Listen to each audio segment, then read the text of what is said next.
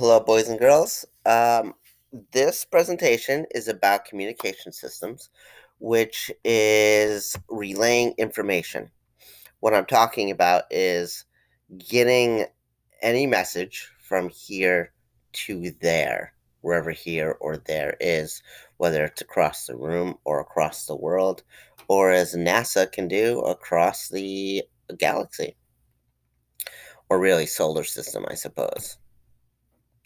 So by the end of this unit, you will be able to answer the question, how is information communicated from one person or place to another, at least in relation to communication technology. So think about it. What are the different ways you can get a message, any message, to somebody? I put down some examples here. We have phone calls, whether it's landline, which are quickly, disappearing, or your smartphone, newspaper, email, Morse code, which is using short and long sounds or dashes to send a message, smoke signals, obviously your voice. We can send texts. We have sign language, video calls, mail, and I just came up with those quick. I'm sure there's many, many more.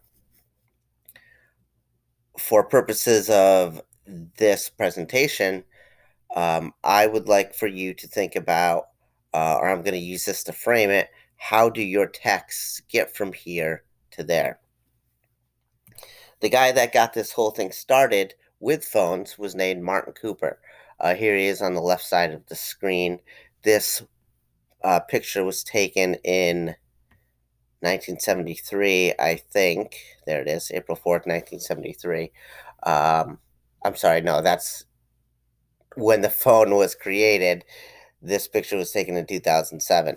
That big thing next to his head is the first mobile phone. Notice that the numbers are in two columns. All the buttons are in two columns. It is really thick and it looks pretty funny. It's got a big antenna up there.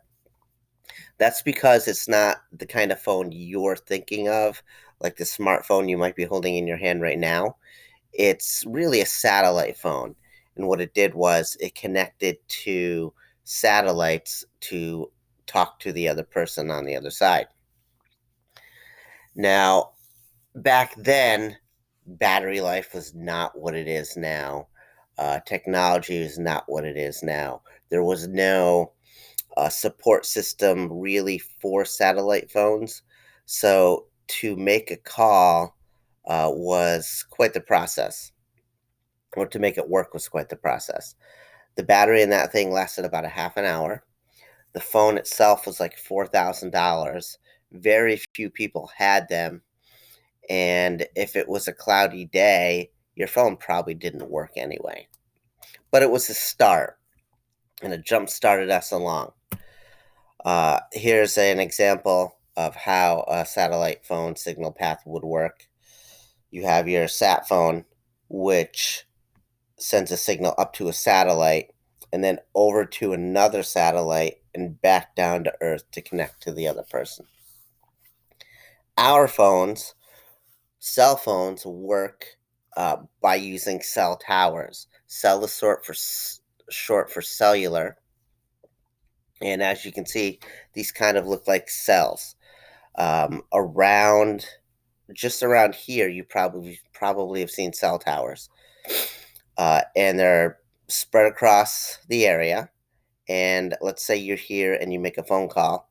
Your call from your phone, because your phone is essentially a weak radio, gets sent to this tower. And let's say you're trying to talk to a friend over here who's near this tower. Your signal will travel from each tower and then eventually to their phone. And as you're moving along, let's say you're driving, if you drive over here, your signal automatically jumps from that cell tower to this cell tower here. If there was no cell tower in an area, that's when your call might drop. If your signal can't reach a cell tower, then it can't be moved along. I found this picture online. It reminds me of when I was a kid. This is probably from the 1940s or 50s. I was not a kid in the 40s or 50s. I was a kid in the 70s and 80s, but we still had this kind of phone. This is a rotary phone. This is a landline. You might have seen one of these before in a relative's house or something. Notice it's tethered to the wall by this cord.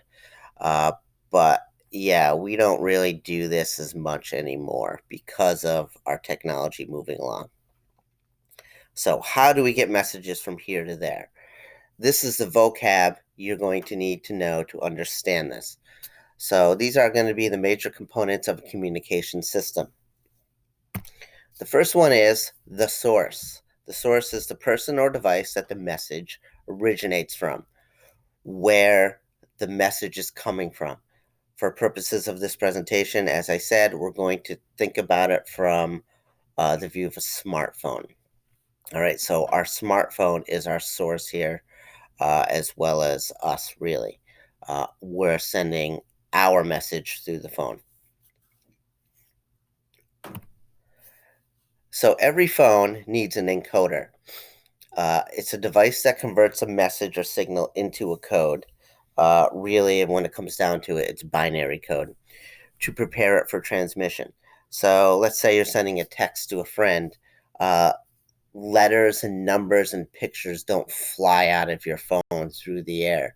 That would be interesting to see, especially with a lot of people in an area sending texts. Uh, but that's not how it works. It needs to be changed to a signal that can travel through the atmosphere. So that's what the encoder does. It changes it over so it can be sent through the air. To send it, we need a transmitter. So your phone has a transmitter. It's usually a little radio chip. And that's the device that sends the encoded message out. So far, we have a source, uh, which is sending some type of message. In this instance, it's a text. That text is encoded so that it can be sent out of your phone and through the atmosphere, and then it's transmitted. Now, as I mentioned before, the message does not just go from phone to phone. It can't work that way. It goes through the nearest cell tower and eventually makes its way to the receiver in the other phone. Every phone has a SIM card inside, and it kind of works like the address. So that's how the text message knows where to go. As the message moves through the cell towers, there's a station that has all those addresses and sends it to the right place. So the other phone receives the message. But remember, that message was encoded. The receiver, the person who's getting the text, can't read it until it's decoded.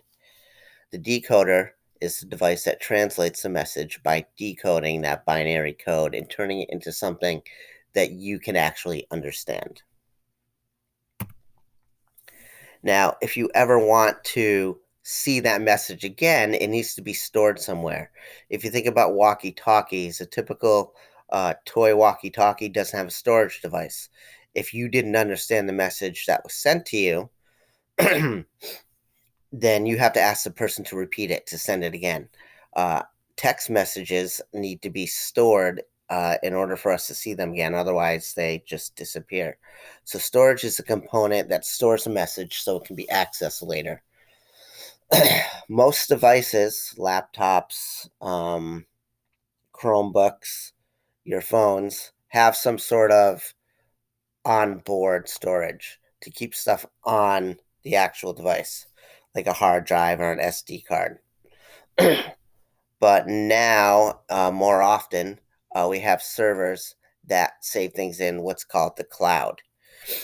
The cloud sounds like a magical place where all this information is stored, but really, all it is typically is a super large building somewhere in the world. There's lots of these, filled with rows and rows of these. These are servers, or really, just many, many towers of many, many hard drives where all your stuff is saved. Your pictures in Instagram in what else? Facebook, in Google Photos, your music from Spotify or Google Play Music or Pandora. It all sits on hard drives in rooms like this. And when your phone retrieves them, they come from places like this. So this is the mystical cloud. Buildings filled with rows and rows of these. Now, um, once it's stored, you have to be able to get it back. And that's where retrieval comes in. Retrieval is software applications like apps on your phone, which pulls the message from storage. So you have your iMessage, your Gmail, your Facebook Messenger, your Instagram, whatever text message app you use on your phone that came with it. Any of those are retrieval components. It's just software, it's programming that can pull those messages out again. And of course, if we started with a source, we need to end with a destination. Now, cell phones are duplex devices, which means they can do all of these things all at the same time. Otherwise, it would be a pretty clunky conversation if you did the talking and your friend had to wait for you to finish before he or she could say something back on a voice call anyway. Duplex allows you to be able to talk over each other, which maybe always isn't good, but it does make that possible. So these are the major components of a communication system. You're going to use these components to uh, play some Quizlet games to help you learn them better. I'm going to make another short video to show you how to do that. There are also instructions right in the Google Classroom assignment that I posted for this week. So good luck and have fun with your Quizlet.